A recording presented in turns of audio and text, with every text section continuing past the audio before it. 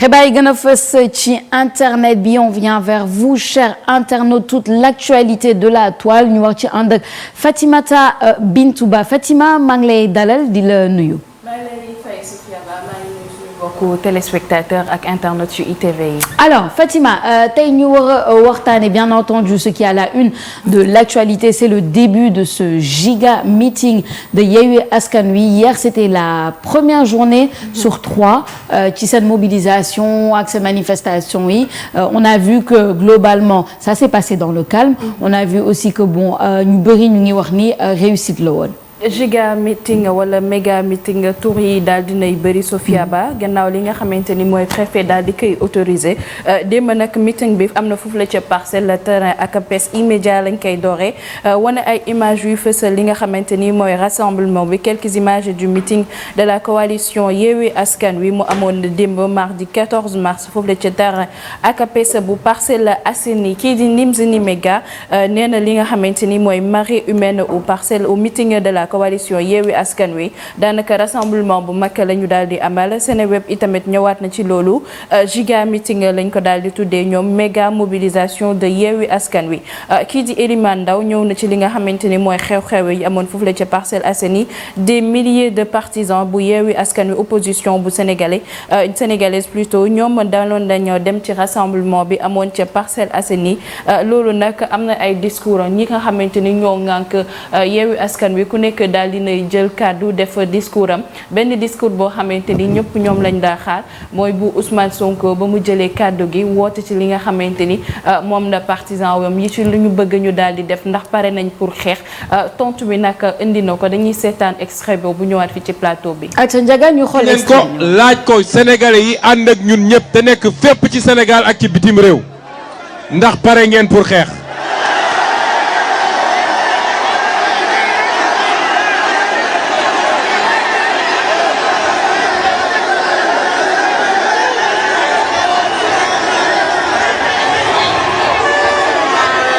xam nga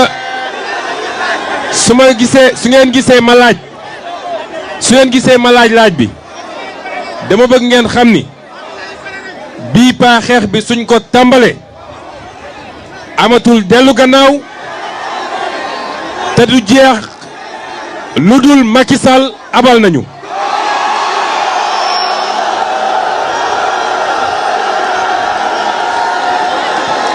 moo tax bu dee parewu leen da ngeen ñu naan parewuñu ñu teel a teg mbir yi bàyyi Macky Sall mu def li muy def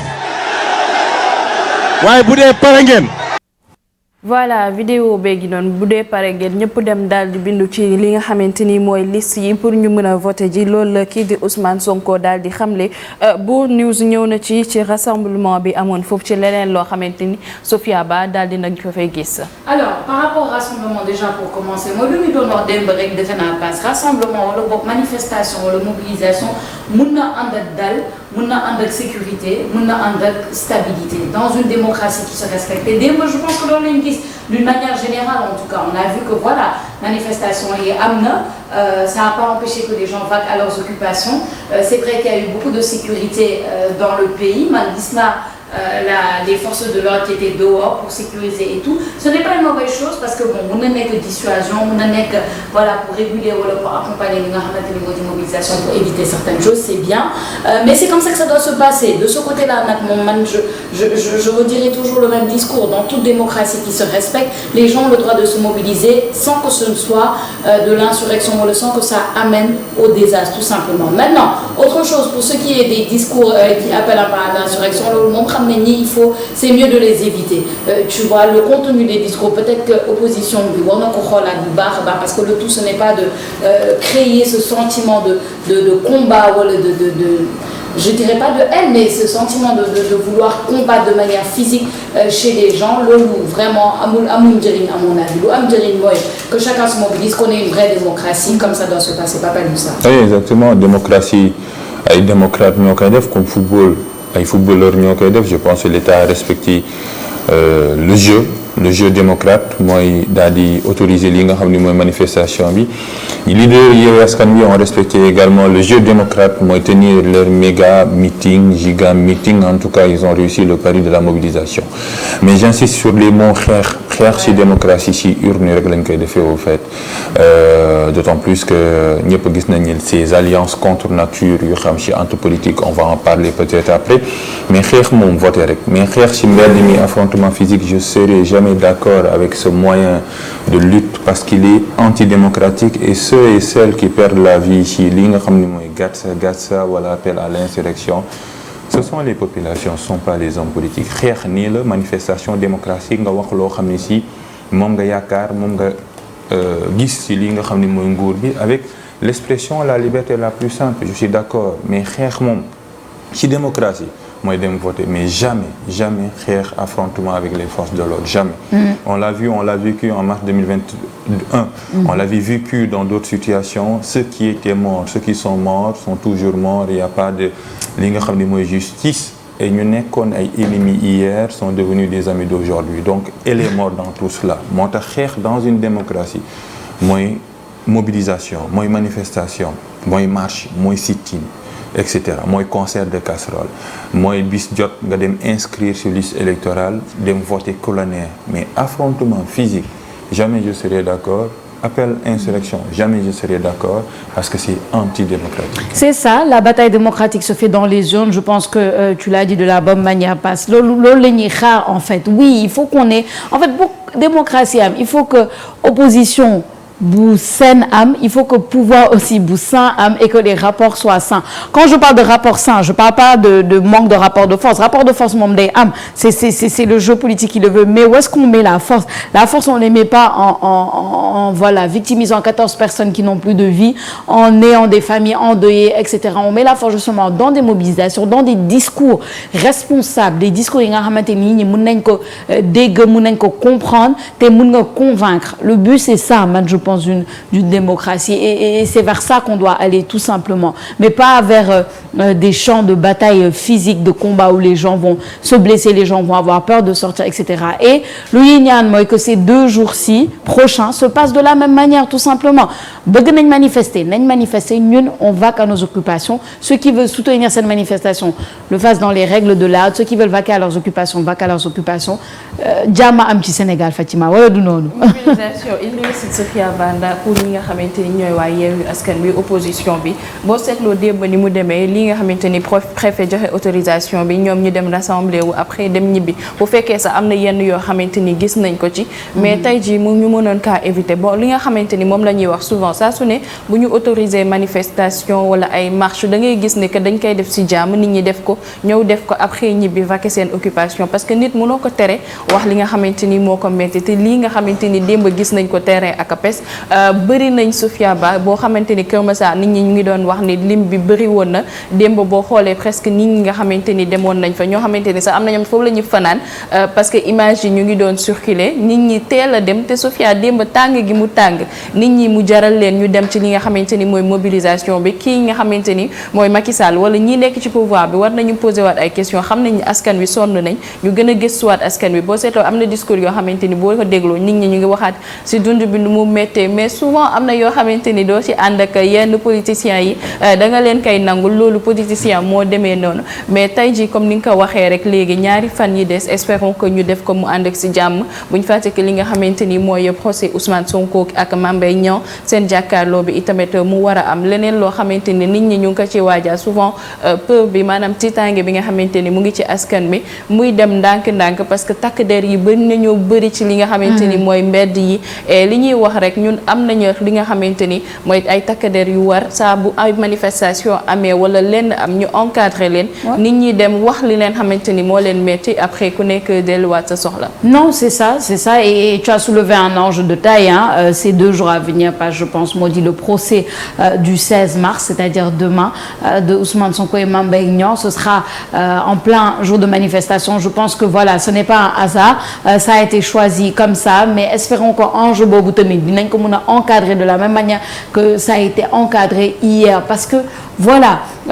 démb am na ku doon wax que voilà 2 personnes yi nga xamante ni voilà am nañ problème judiciaire. Mais ce n'est pas la faute du Sénégal et le Sénégal ne doit pas être pris en otage parce que Ousmane Sonko wala Mame Mbaye Niang dañuy dem procès parce que Ousmane Sonko wala Adji Sarr dañuy dem procès parce que Mimi Touré a des choses à régler avec la justice wala Karim Wade wala Khalifa Sall. Ce sont des choses qui ne doivent pas faire en fait la une politique à mon avis parce que voilà un Sénégalais bi nga xamante ni voilà si tu prends le procès Mame Mbaye Niang ak Ousmane Sonko da nga ma jiiñ lii man je refuse tes accusations. Je dis que c'est de la diffamation. Allons devant la justice mu jeex. Après la teneur politique c'est que ce sont 2 hommes yi nga xamante ni voilà personnalité publique personnalité politique mais malgré ça je pense qu'on devrait être capable de faire la part des choses et de savoir que le Sénégal ne doit pas être pris en otage pour un conflit qui regarde 2 Sénégalais parce qu'avant d'être des hommes politiques ce sont des Sénégalais suñu xoolee enjeu bi de cette manière je pense que kenn du si gaañu kenn du si am problème. Ils n'ont qu'à aller régler leurs problèmes à la justice et les choses continuent par rapport à l'échéance de 2024. Man, je pense que c'est la manière saine de regarder les choses, Papa Nissa. Oui, c'est la justice moom chaque jour day wax mais su fekkee politique lay wax bi di gën a kawe mais chaque jour dañuy àtte ay nit. C'est un procès en diffamation donc nit ne la da nga maa waxal lii. waxaloo ma ko donc. Voilà, même s'il y a un enjeu réel, moi peut-être me dire une tournure, l'enjeu c'est que ça dépendra un peu de la décision du juge dans cette affaire, c'est affaire de diffamation avec le code électoral qui interdit à un candidat d'être candidat à la présidentielle, ce fait qu'il est condamné à 3 mois, plus de 3 mois, c'est li nga xam ne mooy code électoral, c'est un peu l'enjeu politique. Mais la justice doit être une justice pour toutes et pour tous. Nañ dem régler leurs différends à la justice. Ensuite, voilà, on continue nos activités. C'est aussi simple que ça. C'est ça, continuons nos activités et eux, ils n'ont qu'à aller régler leurs différends à la justice. mu ngi noonu pas soxna loo xamante ni on le voit tous les jours tout à l'heure nee na en politique les ennemis d'hier sont les amis d'aujourd'hui. Et hier on a eu cet exemple parfait Fatima avec cette supposée alliance nouvelle entre Aminata Touré et Ousmane Sonko. toile bi tamit yëngatu na ci loolu. di photo boo xamante ni Sophia démb ba tey ñu ngi koy daal di gis bu ñu waxee ki nga xamante ni mooy Aminata Touré wax Ousmane Sonko wala peut-être sax ñi nga xamante ni ñooy coalition Yewwi Askan Wi ay weer ci gannaaw gis nañ ki nga xamante ni mooy Aminata Touré mën nañoo jàppee ni adversaire bu Ousmane Sonko la wala Yewwi Askan Wi démb ñu gis leen ñoom ñaar ñu joxante loxo foofu la ci rassemblement bu Yewwi Askan Wi Bour News ci la daal di ñëw ci rassemblement bi nga xamante ni waa Yewwi Askan Wi daal di nañ koy amal poignée de main entre Ousmane Sonko ak Aminata Touré loolu nag moo fës loolu démb wala bokk na ci li nga xamante ni moo gënoon a fës foofu la ca giga meeting bu Yewwi Askan Wi Aminata Touré tamit jël na fa kàddu waxaat na ci li nga xamante ni moom la daal di bëgg ci 3e mandat bi nga xamante ni mu ngi koy xeex 3e mandat boo xamante ni saa su ne ci lay dikkaat dañuy seetaan le discours Aminata Touré bi ñëwaat fi ci plateau bi. atu ñu xool discours bi ñëwaat. as gor boo ko jàppalee ci combat li ko war mooy boo taxawee di combat ma ne ci wetam ñun loolu la ñu xam li nga xam ne nag mooy mbir mi sànq am na ku ko wax li nga xam ne mooy aali këllëj gi te indi problème yépp problème judiciaire foqati ay mandat arrêté ay jeunes par centaine benn mbir rek a ko waral mooy président Macky Sall bëgg 3e mandat. 3e mandat, ce n'est pas possible. Ce n'est pas possible. Monsieur le Président, me fàttali la phrase bi nga xam ne yaa ko waxoon il y a 12 ans waaye boobu président Abdoulaye Wade nga ko doon wax Monsieur le Président Macky Sall defaraatal sa toogaay. Monsieur le Président bul topp ñi nga xam ne ñoo lay puus te bu yëf yi tàngee ñooy njëkk a daw loolu nga waxoon il y a 10 ans kon tey man moom laa lay wax aujourd'hui li nga xam ne nag mooy taxawaay bi war a am muy l'ensemble des démocrates te defe naa ne am na waxtaan woo xam ne tàmbali na vraiment sous la maestria de monsieur le ministre d'État Habib Sy ànd ko nag ak tous les responsables yi toog fii ñu toog waxtaane ko ne ñun ñëpp war nañoo ànd doon benn tous les démocrates ndax vraiment constitution bi dafa leer nul ne peut faire plus de 2 mandats consécutifs. Nul ne peut faire plus de 2 mandats consécutifs. Kon nag président Macky Sall li la war tey mooy nga bàyyi nit ñi ñu dem ci ay élections des élections libres inclusives nga jël vraiment lépp teg ci suuf lii sa warugal mooy nga. voilà mu ngi noonu ki nga xamante ni mooy Aminata Touré kàddu yi mu yëkkati foofu la ca terrain ak APES bi ci li nga xamante ni mooy giga meeting bu waa Yewwi Askan Wi amaloon Sofia nag ginnaaw image bi nga xamante ni am na ko ak Ousmane Sonko ak discours am yi réaction yi tamit bëri na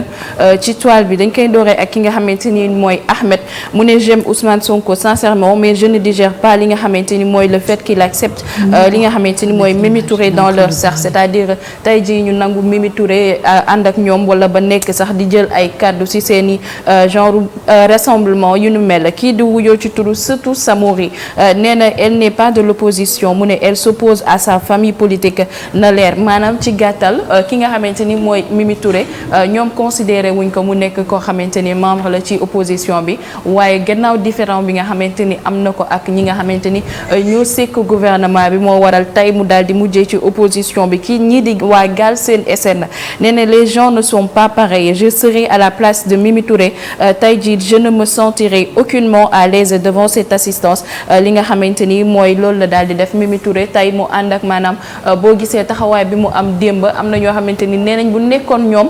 du nga xamante du ñu nekk à l'aise c'est-à-dire du ñu nekk xaw ma nuñ ko mën a waxee pour mën a wax ak mbooloo mi parce que amoon na ay fan wala ay weer ci gannaaw kii di Mimi Touré du woon maanaam du wax yi nga xamante ni mooy kàddu yu ni mel. Alors, je pense que genre de discours yi pour ceux qui suivent l'évolution des choses dans la politique en général, dans la politique sénégalaise en particulier, parce que je pense que la politique sénégalaise est quand même très particulière à ce niveau-là. Genre de discours yi dafa la war a wan ni am na yoo xamante ni jaru ko pour la politique jarul ngay sacrifier au so man quand j'entends ce genre de discours je pense aux 14 morts de 2021 14 personnes qui sont mortes peut-être pour des convictions qui sont mortes peut-être parce que voilà jaraloon na leen se battre jusqu'au bout pour leurs convictions mais quand tu vois ça tu te rends compte que la politique jarul loolu pourquoi parce que la politique peut être rouge aujourd'hui et verte demain et ça c'est l'exemple typique parfait de ce qu'on vit en politique. L'aisance avec laquelle les hommes politiques et hommes avec un grand H changent de discours wala boog wax lii il y a 3 mois 6 mois parce que fii lañ bokk après ñëw tey wax leneen parce que fële lañ bokk on le voit et c'est flagrant Mimi Touré n'est pas la première on l'a vu et revu et revu et revu à côté de ça tu as des gens qui ont des convictions tu as des gens qui aiment ce pays qui sont prêts à se sacrifier pour ce pays qui sont malheureusement manipulés par certains discours yi nga xamante ni ceux qui les proclament peuvent le changer quelque temps après nañ dellu si suñu xel yi bu baax et comprendre que le jeu politique certains te diront que c'est comme ça la politique c'est normal il y a pas d'ennemis ou d'amis il y a que des intérêts et des alliances de circonstances d'accord mais quand on comprend ça war nañ xam ñun fan lañ war a yem ak quelles sont les causes vraiment pour lesquelles on doit se battre et pas tout simplement mu ngi noonu se battre pour des causes et un peu moins peut-être pour des personnes je dirais Papa Moussa. Et c'est contre-productif pour les deux Mimi Touré d'abord parce que forcément su fekkee ni dañ lay tàcc sax il y a des choses qui se susurrent maanaam li ñuy wax ci suuf mooy yow nga nekkoon pendant de 2012 jusqu'en 2023 presque 11 ans ci li nga xam ni mooy nguur bi et même plus yow yaa nekkoon la voix qui répondait à Ousmane Sonko elle peinait même à prononcer son nom accusé na ko ci tous les mots d'Israël tey elle change pas sa veste mais sa robe excusez-moi un peu de l'expression publiquement c'est contre-productif pour elle c'est contre-productif également productif pour Sonko je pense que nit soo koy soutenir également c'est par rapport à des critiques je pense que les libéraux ont été fermes par rapport à Ousmane Sonko ak Mimi Touré parce qu'ils ont fait un communiqué wax ni ñoom ni bëgg nañoo bokk ci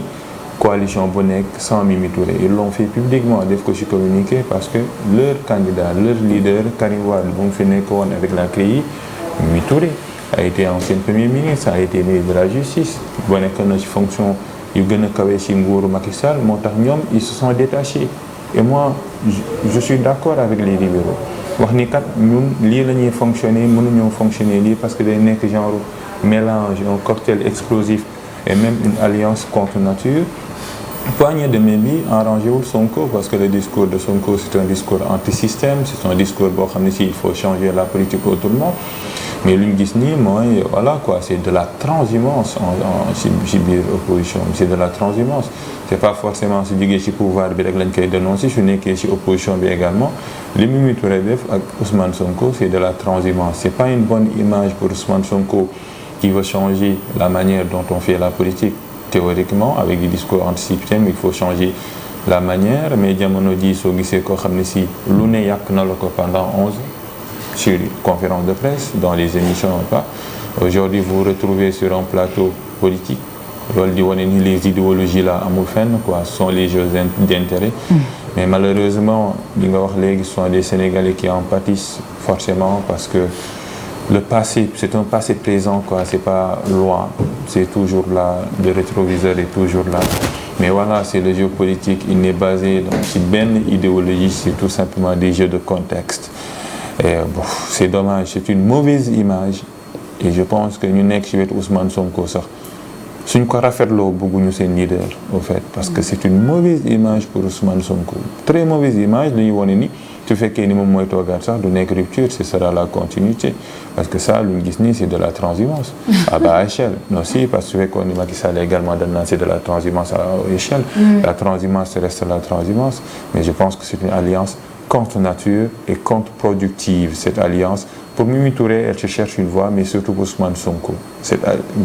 poignée de main bi Ousmane Sonko lay gën a indil ay problèmes que Mimi Touré parce que Mimi Touré actuellement elle ne pèse pas. Ouais, malheureusement, mais c'est à cause de ses choix parce que mun nga jógee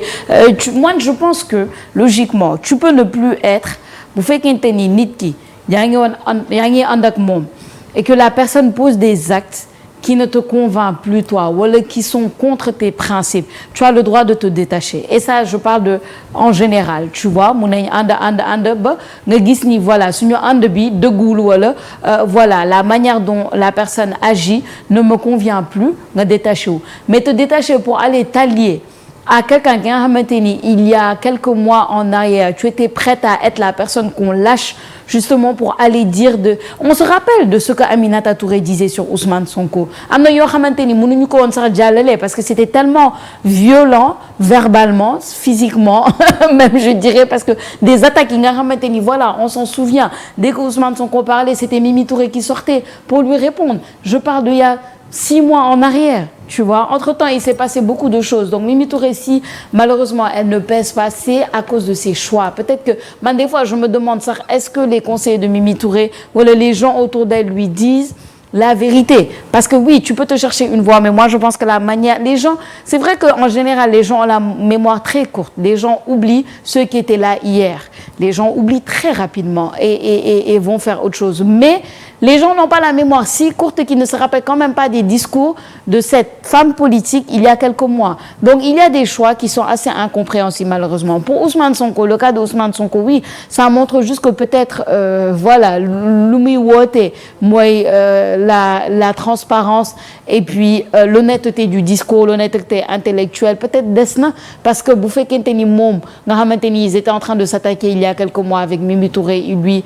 serre la main aujourd'hui oui c'est possible de se serrer la main mais bu fekkente ni il y a alliance à ce niveau-là comme tu le dis c'est une alliance de contexte et de circonstances Fatima. waaw xam nga Ousmane Sonko ñun ñëpp buñ ko xamee wala am na ñu bëri ñoo xamante ni bu ñu àndeek moom ci li nga xamante ni moom lay wax maanaam li muy xeex le système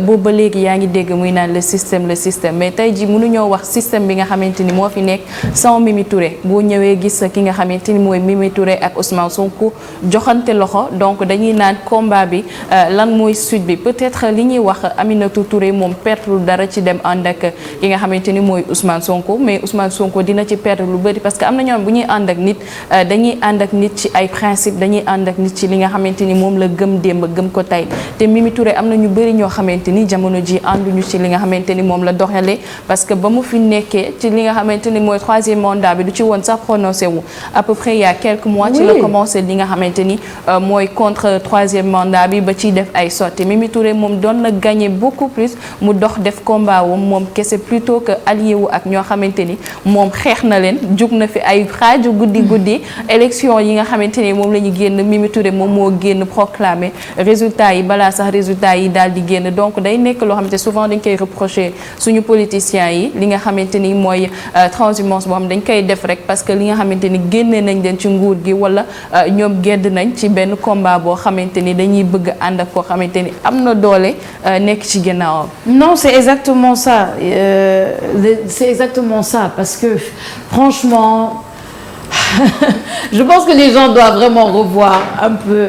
leur attachement parce que oui dañuy naan les jeunes ne sont pas assez engagés politiquement et tout mais finalement ça ramène même le débat c'est quoi l'engagement politique man je pense qu'on doit s'engager pour des idées plus et moins pour une personne parce qu'on voit un peu de quoi sont capables ces personnes-là on voit un peu que ces personnes-là peuvent retourner leur veste à n'importe quel moment donc l'engagement pour une idée wala des idées des idéologies man je veux bien mais j'ai du mal avec ces gens qui s'engagent pour suivre une personne on se fait tous on a tous été victimes de ça da ngay nekk di def sa liggéey nous en tant que journalistes et tu reçois tout type d'insultes wala de paroles violentes sur les réseaux sociaux pourquoi pas parce que la personne défend une idée qui est contraire à la tienne mais parce que la personne défend une personne tout simplement et le lendemain tu te retournes et tu vois de quoi ces personnes-là sont capables donc moi l'engagement derrière une personne j'ai du mal avec ça passe franchement réseaux sociaux yi day léegi moom mooy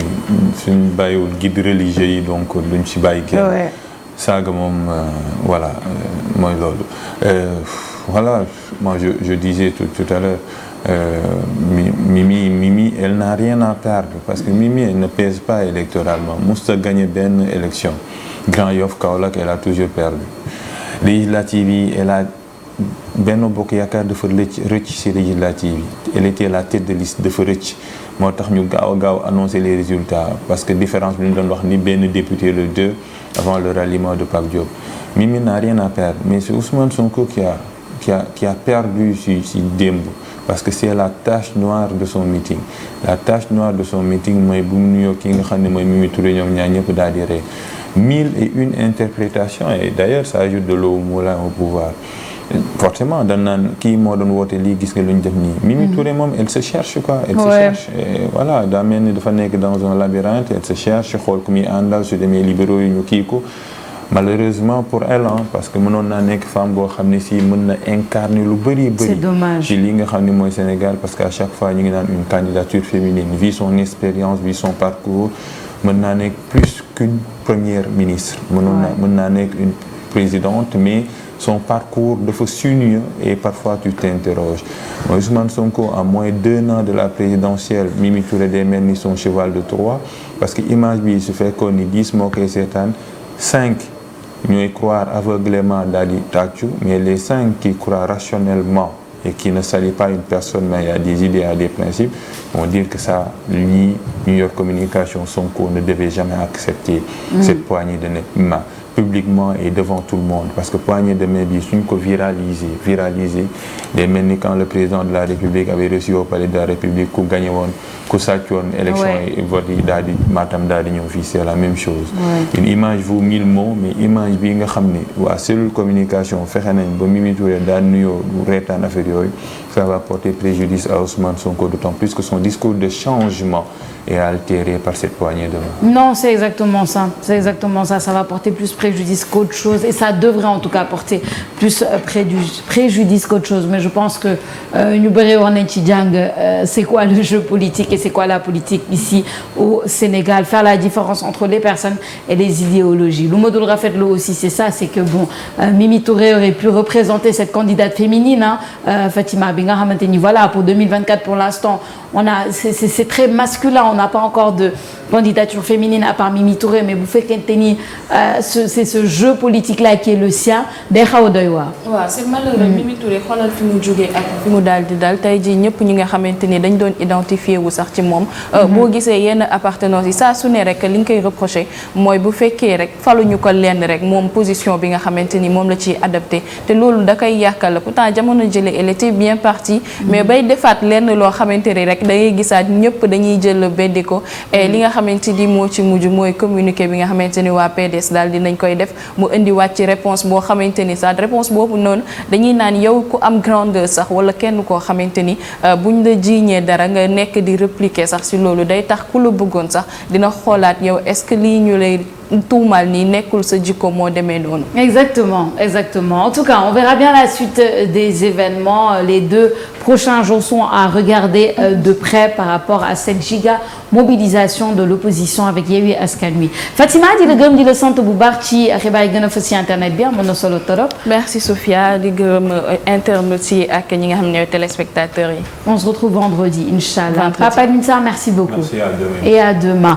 On vous laisse, chers téléspectateurs, quelques minutes avant de revenir ci Sen Matinale Tok Tok Sénégal. La suite du programme, je vous la donne tout de suite. On va bien entendu avoir les informations en wolof avec Momodou Sy li gën a fës ci xëtu yëglekaay yi tamit ak Baba Ndiaye. Toute l'actualité people avec Billy Borsoba. Et on va recevoir Dr Doudou Sène qui va représenter le comité de développement sanitaire en partenariat avec la commune de Grand Dakar. Il va nous expliquer cette initiative des 72 heures de santé fële ci Grand Dakar. Juste avant ça, une petite pause et je vous propose de regarder ce reportage de Pape Ibrahima Ndiaye sur Bargny. On revient